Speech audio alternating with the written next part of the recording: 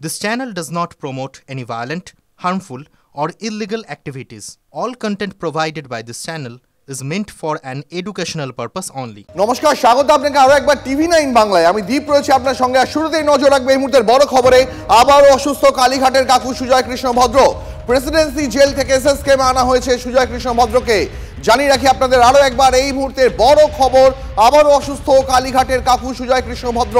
Presidency jail থেকে তাকে এসএসকেএমে আনা হয়েছে। সুজয় কৃষ্ণ ভদ্র তিনি অসুস্থ হয়ে পড়েছেন, এমনটাই তার দাবি। আবার অসুস্থ কালীঘাটের কাকু সুজয় কৃষ্ণ ভদ্র, তাকে প্রেসিডেন্সি জেল থেকে এসএসকেএমে নিয়ে আসা হয়েছে। UEN Jaipur is a perfect target for prospective students aspiring for good jobs, good education with future-ready skills. এই মুহূর্তে আরো একবার জানিয়ে রাখি আপনাদের এই মুহূর্তের বড় খবর। আবারও এসএসকেএমে ভর্তি কালীঘাটের কাকু সুজয় কৃষ্ণ ভদ্রকে প্রেসিডেন্সি জেল থেকে নিয়ে আসা হয়েছে এসএসকেএম হাসপাতালে। আরো বিস্তারিত জানতে কথা বলবো সহকর্মী সুজয় রয়েছেন টেলিফোন লাইনে। সুজয়, জাগতিক সুজয় কৃষ্ণ ভদ্র কালীঘাটের কাকু, তিনি প্রেসিডেন্সি জেলে ভর্তি ছিলেন। সেখানে তিনি আজকে সকাল থেকে অসুস্থতা বোধ করায় আজকে এসএসকেএম হাসপাতালে তাকে স্থানান্তরিত করা হয়েছে। এদিকে বিশেষ ইডি আদালতে এই মামলার চার্জ গঠনের একটা সম্ভাবনা রয়েছে, ফলে সুজয় কৃষ্ণ ভদ্র অসুস্থ থাকায় সেই চার্জ গঠন কতটা সম্ভব হবে সেটা নিয়ে একটা প্রশ্ন থেকে গেল। তার কারণ চার্জ গঠনের আগে প্রত্যেক অভিযুক্তকে সশরীরে হাজিরা দিতে হয়। সেক্ষেত্রে সুজয় কৃষ্ণ ভদ্র যদি আজকে হাজিরা না দেন বা হাজির অসুস্থতার কারণে তিনি হাজির হতে না পারেন, তাহলে চার্জ গঠন নিয়ে একটা প্রশ্ন থেকে যাচ্ছে।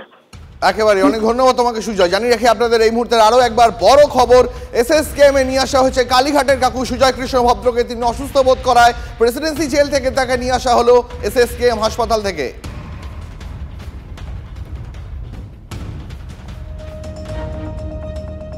আর এবার যে খবরে নজর রাখবো, হরিদেবপুরে আগ্নেয়াস্ত্র হাতে দাপাদাপি। ক্রিকেট টুর্নামেন্টে চলাকালীন দুই টিমের সমর্থকদের মধ্যে হাতাহাতি। হঠাৎই এক যুবক বন্দুক বার করে হুমকি দেয় বলে অভিযোগ। খবর পেয়ে পুলিশ এসে টুর্নামেন্ট বন্ধ করে দেয়। ক্লাবের সিসিটিভি ফুটেজ উদ্ধার করেছে পুলিশ। আটক করা হয়েছে একজনকে। ওই যুবকের কাছে কোথা থেকে এলো বন্দুক খতিয়ে দেখছে হরিদেবপুর থানা পুলিশ। স্থানীয় ক্লাবের দাবি টাকা পয়সা নিয়ে পুরনো বিবাদ ছিল, আর সেই কারণেই হুমকি মারধরের ঘটনা। একজনের মাথা ফেটেছে বলে খবর পাওয়া গেছে। মানে ছেলেদের মধ্যে কিছু ধাক্কাধাক্কি মারপিট এসবগুলো হচ্ছে। তার মধ্যে শুনলাম কারোর একটা মাথা ফেটেছে। তা এত ভিড়ের মধ্যে আর প্রথমত ছেলেগুলো আমাদের অপরিচিত, আমরা পরিচিত না। এখন খেলা দেখতে এসছে বা কোনো টিমের সাথে এসছে কিনা সেটাও আমরা শিওর নই। শোনা যাচ্ছে একজনের হাতে রিভলভার ছিল, রিভলভার বা পিস্তল জাতীয় যা কিছু ছিল, মানে ওরকম ধরনের কিছু আগ্নেয়াস্ত্র ছিল তার কাছে। দেখলাম সকালবেলা আমরা দেখলাম কিছু মদের বোতলও পড়েছে। বারণ করেন? আমরা তো সব এইখানে ক্লাবে সব খেলার মধ্যে যুক্ত রয়েছি। হঠাৎ ওখানে দেখলাম খুব চেঁচামেচি হই হাল্লার হচ্ছে, দেখলাম ভিড় ভাট্টা। তারপরে দেখলাম কিছুক্ষণ বাদে এদিকে একটা বাইক ফাইক সব হুড়মুড় করে সব বাইক ফাইক ঢুকছে। হরিদেবপুর থানার অন্তর্গত তারামণি ঘাট রোডের জাগরণী সাংস্কৃতিক সংঘের মাঠে গত পরশু দিনকে একটি ক্রিকেট টুর্নামেন্ট চলছিল এবং আমি দেখাবো সেই মাঠের সামনেই রয়েছি। এবং যেটা অভিযোগ যে এই মাঠে যখন টুর্নামেন্ট চলছিল সেই সময় বাইরে থেকে বহু টিম এবং সমর্থকেরা এসেছিল বচসাবাদে দুটো টিমের সমর্থকদের মধ্যে, এবং এই রাস্তার উপরে কিন্তু মারপিট শুরু হয়ে যায় দুই দলের সমর্থকদের মধ্যে। সেই সময় কোনো একজন ব্যক্তি একটি বন্দুক বার করে অপর এক ব্যক্তিকে শাসাতে থাকে এবং এই মুহূর্তে কিন্তু এই ক্লাবের সামনে যে সিসিটিভি রয়েছে সেই সিসিটিভি ফুটেজও কিন্তু ইতিমধ্যেই পুলিশ উদ্ধার করে নিয়ে গেছে। ইতিমধ্যে একজনকে আটক করা হয়েছে। কী কারণে এই ঘটনা ঘটলো সেটা এখনও পরিষ্কার না, কোথা থেকে আর্মস আসলো গোটা ঘটনা খতিয়ে দেখছে পুলিশ। তবে গত পরশু দিনকে এই ঘটনার পরেই কিন্তু যথেষ্ট পরিমাণে আতঙ্ক ছড়ায়, বন্ধ করে দেওয়া হয় ক্রিকেট টুর্নামেন্ট। এখনও কিন্তু এলাকায় পুলিশ পিকেট মোতায়েন রয়েছে এবং এই ঘটনার পরে কিন্তু এলাকার যারা মানুষজন রয়েছে তারা কিন্তু যথেষ্ট পরিমাণে আতঙ্ক। তবে স্থানীয় মানুষজনের বক্তব্য দুটো টিমের সমর্থকদের মধ্যে বচসাবাদে প্রাথমিক যেটা অনুমান যে পূর্ব একটা শত্রুতা ছিল, টাকা পয়সা সংক্রান্ত কোনো বিবাদ ছিল, তার জন্যই কিন্তু কোনো এক ব্যক্তি অপর এক ব্যক্তিকে বন্দুক দিয়ে ভয় দেখাতে থাকে। ক্যামেরায় অমিতের সঙ্গে সৌভিক সরকার, টিভি9 বাংলা।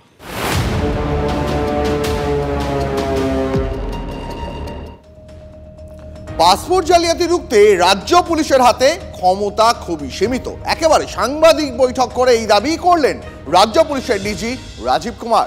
পাসপোর্ট ভেরিফিকেশন সংক্রান্ত বিদেশ মন্ত্রকের গাইডলাইন পড়ে শোনালেন ডিজি। তাহলে জাল পাসপোর্ট, জঙ্গিদের পাসপোর্ট হয়ে যাওয়া এই ত্রুটিগুলির দায় কার? আর এই নিয়ে শুরু হয়েছে চূড়ান্ত রাজনৈতিক তরজা। বাংলাদেশ অশান্ত হওয়ার পরেই পশ্চিমবঙ্গের নিরাপত্তা নিয়ে প্রশ্ন উঠতে শুরু করেছে। জঙ্গি ধরা পড়ছে রাজ্যে, জাল পাসপোর্ট চক্রের পর্দা ফাঁস হয়েছে, রাজ্য পুলিশের নজরদারি নিয়ে প্রশ্ন উঠতে শুরু করেছে। ঠিক এই সময় পাল্টা অভিযোগ করল রাজ্য পুলিশ। পাসপোর্ট ভেরিফিকেশন বিতর্ক, পুলিশের ক্ষমতা সীমিত, অভিযোগ রাজ্য পুলিশের ডিজি। রাজ্য জুড়ে জাল পাসপোর্টের রমরমা। ইতিমধ্যেই একাধিক মূল চক্রীকে গ্রেপ্তার করেছে পুলিশ, কিন্তু বিদেশ থেকে অনুপ্রবেশকারীরা এসে এখানকার পাসপোর্ট ব্যবহার করে ফেলছেন। কি করে তারা এই পাসপোর্ট পাচ্ছেন, তার জন্য মূলত পাসপোর্ট অথরিটিকেই দায়ী করছে রাজ্য পুলিশ। তাদের পরিষ্কার বক্তব্য, পুলিশের কাছে সেই এখতিয়ার নেই যেখানে তারা কোনো ব্যক্তির পাসপোর্ট ইস্যু করার আগে ঠিকানা যাচাই করতে পারে। পুলিশকে যথাসম্ভব কম গুরুত্ব দেওয়া হয়েছে বিদেশ মন্ত্রকের বেঁধে দেওয়া নিয়মে। শনিবার পাসপোর্ট আধিকারিকদের সঙ্গে বৈঠক রাজ্য পুলিশের কর্তাদের। সেখানেই ধরা পড়েছে মারাত্মক গাফিলতি। বিদেশ মন্ত্রকের গাইডলাইনে ফাঁক। আবেদনকারীর বাড়ি গিয়ে ভেরিফিকেশন করা যাবে না, আবেদনকারীকে থানাতেও ডাকা যাবে না। পুলিশের দাবি, গাইডলাইনে তাই লেখা রয়েছে। The police authorities are not required to verify the address of the applicant. There is no need for the police authorities to meet the applicant and get his or her signature on the PVR, that is police verification report. Document verification is being done at the PSK/POPPSK, and the police authorities are not required to re-verify them unless specifically requested by passport office. So this maybe this was done to make the passport process easier. We have written to them, we are actively pursuing that this needs to change.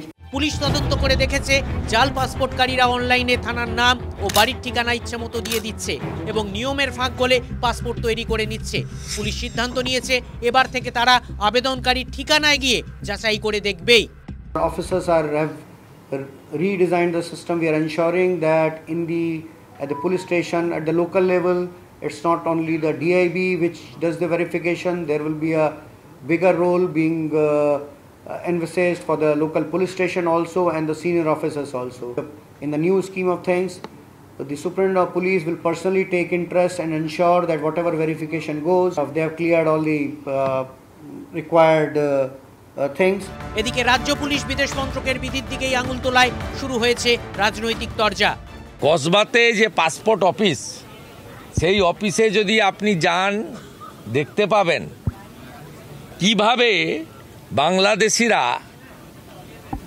Bangladeshi মুসলমানরা তারা কিভাবে সমস্ত জাল করছে, এবং এর epicentre হচ্ছে তৃণমূলের পঞ্চায়েত পৌরসভা। তারা রেসিডেন্সিয়াল সার্টিফিকেট দিচ্ছে বলেই পাসপোর্টগুলো তৈরি হচ্ছে। ঘটনাটা হচ্ছে পুলিশ ভেরিফিকেশন পাসপোর্টের জন্য, মানে শুধুমাত্র অ্যাড্রেস ভেরিফিকেশন নয়, অ্যাড্রেস ছাড়াও একজন ব্যক্তির এন্টায়ার ব্যাকগ্রাউন্ড চেক করেই তার পাসপোর্ট হয় অথবা হয় না। তার নামে কোনো পুলিশ কেস ছিল কিনা, কোনো পেন্ডিং চার্জশিট রয়েছে কিনা, সে জেল খেটেছে কিনা, কনভিক্টেড কিনা। অতএব দুজনের মধ্যে কোঅর্ডিনেশন নেই এবং দায়ী দুজনেই, রাজ্য এবং কেন্দ্র। এর থেকে পালিয়ে কেন্দ্রীয় সরকারও যেতে পারবে না, রাজ্য সরকারও যেতে পারবে না। পুলিশ ভেরিফিকেশন দিচ্ছে টাকা নিয়ে, অতএব এর জন্য দায়ী মমতা ব্যানার্জি। এবং এইভাবে কেউ দায় এড়াতে পারে, কেউ নিজের গাফিলতি ঢাকতে পারে, কিন্তু তার মূল্য দিতে হবে তার পরিবার সহ আমাদের সবার পরিবারকে, আমাদের সবার আপনজনকে। আমরা যেমন পার্থেনিয়ামকে নির্মূল করেছি, বিষাক্ত গাছ, এদেরকে কি করে সাফ করতে হয়, এই জঙ্গিবাদ, মৌলবাদ, বাংলাদেশের রোহিঙ্গা মুসলমান, false Aadhaar card, false EPIC card, false passport, একদম পরিষ্কার করে দেবো আমরা। দোষকার সেই তর্কের মীমাংসা হয়তো কোনোদিনই সম্ভব নয়, তবে কেন্দ্র ও রাজ্য দায় ঠেলাঠেলির প্রতিযোগিতায় ব্যস্ত থাকলে জাল পাসপোর্টকারীরা সেই ফাঁক গলে আরও কিছু পাসপোর্ট তৈরি করে ফেলতে পারে।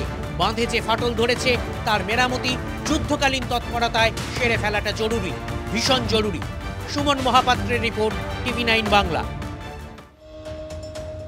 গত কয়েকদিন ধরেই চোর পুলিশ খেলা চলছিল। পুলিশকে ফাঁকি দিয়ে বিভিন্ন জায়গায় বারবার গা ঢাকা দিচ্ছিল, আর অবশেষে পুলিশের জালে পাসপোর্ট জালিয়াতির অন্যতম চক্রী মনোজ গুপ্তা। এই নিয়ে পাসপোর্ট জালিয়াতিতে ৭ম গ্রেপ্তার করা হলো। ধৃত মনোজকে 12 দিনের পুলিশ হেফাজতের নির্দেশ আলিপুর আদালতে।